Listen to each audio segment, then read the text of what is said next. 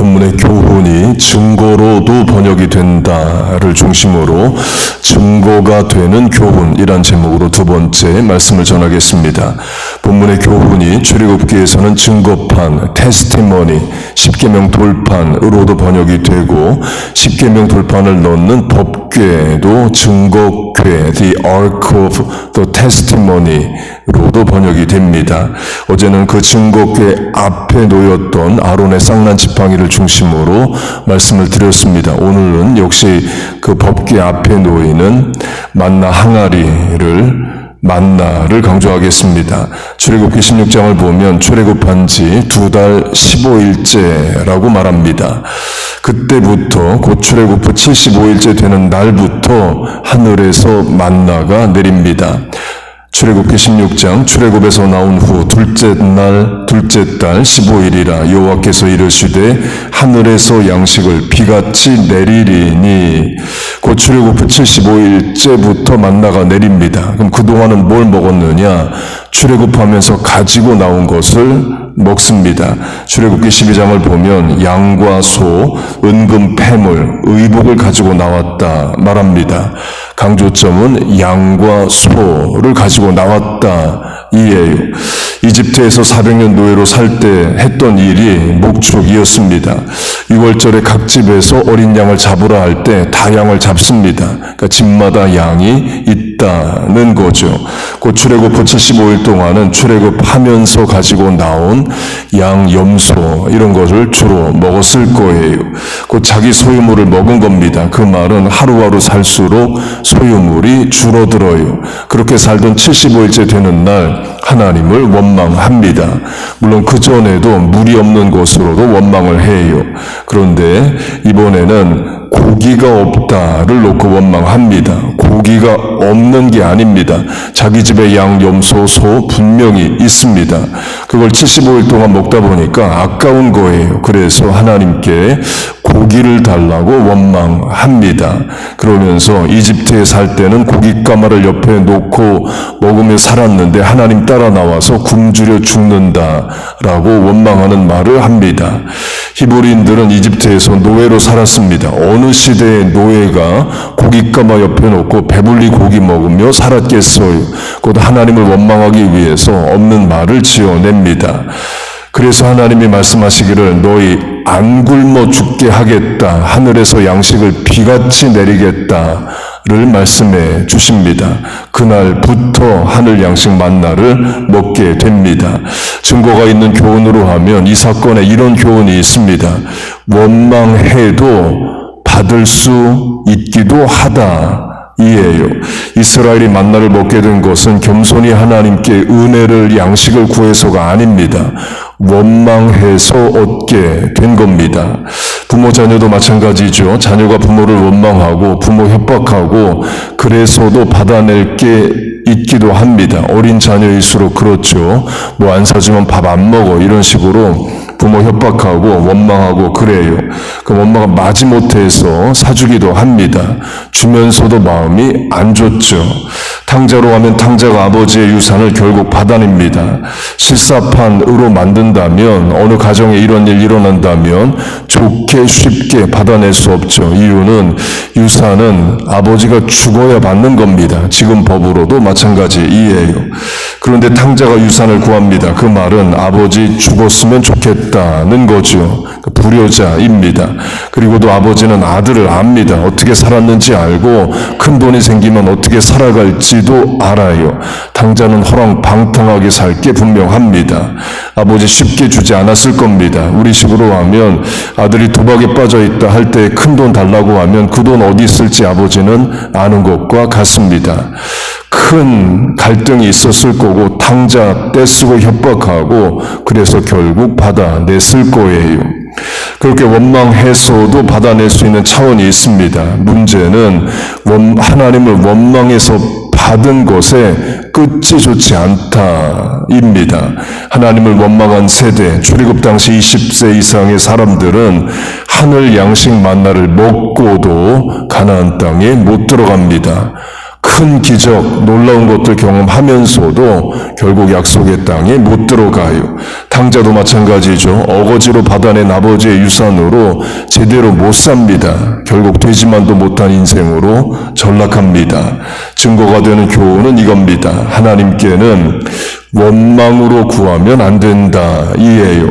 이스라엘이 하나님께 채무가 있는 게 하나님이 이스라엘에게 채무가 있는 게 아닙니다. 이스라엘이 우리가 하나님을 향해 채권자로 노릇할 수 없는 거예요. 겸손히 은혜를 구할 뿐입니다. 겸손히 은혜를 구해서 받아야만 안전하고 오래 갑니다. 원망으로 받은 것은 하나님이 주시긴 주시되 그 주신 것과 함께하지 않으실 수 있고 그 후에 복을 안 주실 수도 있는 거예요. 출애굽 1세대가 그랬고 탕자가 그랬습니다. 그리고도 광야 40년 내내 원망하는 세대에게 하나님 한 번 이런 말씀도 하셔요. 출애굽기 33장 너희를 젖과 꿀이 흐르는 땅에 이르게 하려니와 나는 너희와 함께 올라가지 아니하리니 약속한 대로 가나안 땅에는 들어가게 해주겠다. 그러나 가나안 땅에 너희만 들어가고 나는 안 들어가겠다. 그런 말씀도 하십니다. 하나님 없이 가나안 땅 들어가야 그 땅의 우상 숭배 문화에 동화될 뿐이죠. 하나님 없이 자아실현해야 죄만 짓고 자기 능력의 한계에 부딪히게 됩니다. 우리가 하나님께 구하는 자세는 겸손히 그저 은혜를 구할 뿐입니다. 그렇게 은혜로 겸손히 하나님께 구하는 우리 모두 되시길 축복합니다. 그렇게 출애굽 75일째부터 만나를 먹기 시작합니다. 언제까지 먹게 되느냐? 가나안 땅에 들어가서도 일정 기간 먹습니다. 여호수아 5장 그 땅의 소산물을 먹은 다음 날에 만나가 그쳤으니 여호수아 때 그 땅은 가나안 땅이죠. 이미 가나안 땅에 들어가 있습니다.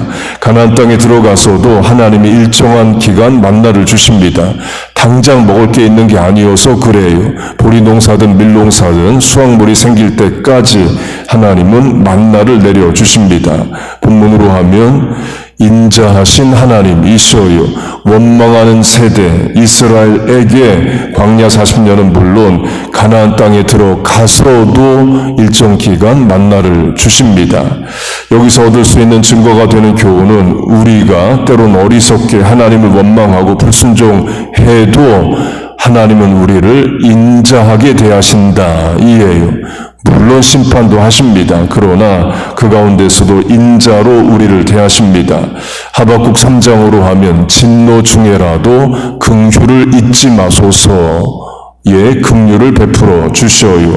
다시 만나로 하면 하나님 원망하는 날에도 그 다음 날에도 하나님은 만나를 주십니다. 특별히 만나를 먹으면서 만나만 왜 주시느냐라고 만나를 원망을 해요. 그날도 만나를 주시고 그 다음 날도 만나를 주십니다. 저 같으면 만나 먹기 싫다고 원망하면 일주일 정도 만나를 안 주시면 정신 차릴 것 같은데 하나님 그렇지 않으시고 원망하는 날도 그 다음 날도 만나를 주십니다. 이스라엘의 행위와 상관없이 하나님은 늘 인자하게 대해 주셔요. 그 인자하심 때문에 우리도 살아가는 겁니다. 우리도 어리석게 원망하고 불평합니다. 그때마다 하나님이 즉결처분 즉각 심판하시면 우리 살 수가 없는 거죠. 인자하게 대해주시고 오래 참아주시고 불쌍히 여겨주시기 때문에 우리가 오늘을 살아가요. 그래서 우리가 삶이 어렵고 고난 중에 있을 때라도 잊으면 안 되는 것은 하나님의 인자심입니다. 마지막 만나와 관련된 증거가 있는 교훈은 예수님이 생명의 만나가 되신다입니다. 곧 만나가 주는 교훈은 예수님의 그림자 모형이에요. 요한복음 6장을 보면 예수님이 광야 40년 출애굽 1세대 20세 이상은 하늘 양식 만나를 먹고도 가나안 땅에 못 들어갔다. 곧 만나를 먹었지만 결국 다 죽었다를 말씀하십니다.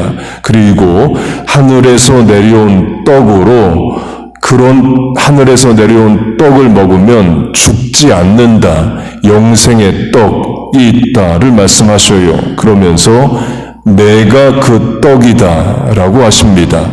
나는 하늘에서 내려온 살아있는 떡이니 사람이 이 떡을 먹으면 영생하리라. 광야 40년 내렸던 하루하루 내렸던 만나는 일용할 양식, 하루를 위한 생명의 떡이라면 예수님은 영생의 떡, 예수 믿으면 영원히 천국에서 생명을 얻어 산다를 말합니다. 여러분 믿습니까? 말씀을 맺겠습니다. 오늘 강조한 증거가 되는 교훈은 원망으로 구하면 안 된다 이에요. 때론 원망해도 하나님이 주시기도 합니다. 그러나 원망해서 얻은 것의 결과가 좋지가 않아요. 늘 겸손히 구할 뿐입니다. 그리고 본문이 말하듯이 하나님은 인자하신 하나님입니다. 광야 40년 내내 감사했다는 명사동사 한 번 없이 늘 원망만 하는 이스라엘을 향해서 하나님은 일용할 양식 만나를 끊이지 않고 주십니다. 하나님의 인자하심을 말하죠. 그리고 예수님이 하늘에서 내리는 생명의 떡, 영원한 생명을 주시는 양식이다 말씀합니다. 예수 믿고 천국 영생을 얻었다를 말해요. 오늘부터 천국 갈 때까지 말씀이 주시는 증거와 교훈을 붙잡고 믿음과 지혜로 살아가는 우리와 자녀 교회 되시기를 주의 이름으로 축복하고 축원합니다. 아멘. 기도하겠습니다.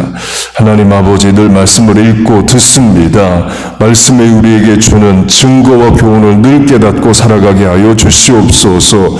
말씀이 우리의 판단력과 분별의 기준과 준거가 되게 하시고 말씀이 주는 지혜와 용기와 능력으로 살아가게 하여 주옵소서.